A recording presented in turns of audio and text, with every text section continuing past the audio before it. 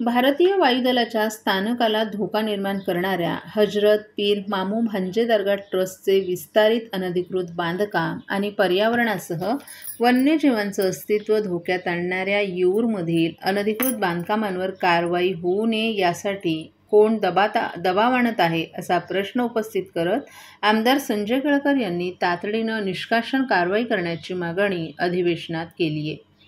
बोरिवलीच्या संजय गांधी अभयारण्य हद्दीत हजरत पीर मामू भांजे दर्गा ट्रस्टनं केलेल्या अनधिकृत बांधकामांबाबतच्या लक्षवेधीवर बोलताना आमदार संजय केळकर यांनी वनविभाग आणि महापालिका प्रशासन यांच्या हेळसांडपणाबाबत नाराजी व्यक्त केली आहे. मामू भांजे दर्गा ट्रस्टनं 550 चौरस मीटरहून अधिक क्षेत्रफळावर विस्तारित बेकायदा बांधकाम केलं आहे. 5 जुलै 2023 रोजी वनविभागानं 8 दिवसात ही बांधकामं हटवण्याबाबत ट्रस्टला लेखी बजावलं होतं. विशेष म्हणजे या विस्तारित अनधिकृत बांधकामांमुळे जवळील भारतीय वायुदलाच्या स्थानकाला देखील धोका पोहोचत असल्याची बाब वायुदल प्रशासनानं वनविभागाच्या निदर्शनास आणून दिली होती. कायदा सुव्यवस्था आणि राष्ट्रीय सुरक्षेचा प्रश्न उपस्थित होऊनही वनविभागानं वेळीच त्यावर कारवाई केली नसल्याची बाब केळकर यांनी सभागृहाच्या निदर्शनास आणून दिली आहे. या प्रकरणी किती दिवसात निष्कासनाची कारवाई करण्यात येईल असा प्रश्नही त्यांनी उपस्थित केलाय.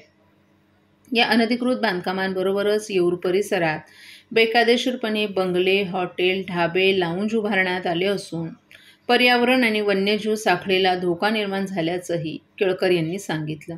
याबाबत दरवेळी अधिवेशनात चर्चा होते, कारवाईचे निर्देशही दिले जातात, परंतु कारवाई होत नसल्याची खंत त्यांनी व्यक्त केली आहे.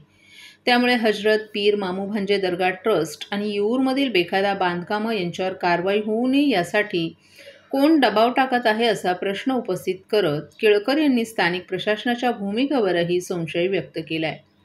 या लक्षवेधीला उत्तर देताना वनमंत्री गणेश नाईक यांनी केळकर यांनी मांडलेली बाब सत्य असल्याचं सांगितलं. मात्र याबाबत ट्रस्टनं याचिका दाखल केली असून कारवाईस अंतिम स्थगिती मिळाली असल्याची माहिती नाईक यांनी सभागृहास दिली.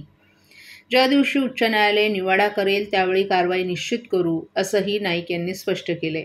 यावेळी त्यांनी येऊरमधील खासगी जमिनीवर झालेल्या अनधिकृत बांधकामांवर कारवाई करण्याची जबाबदारी वनविभागाची नसून ठाणे महापालिकेची असल्याचंही स्पष्ट केलंय.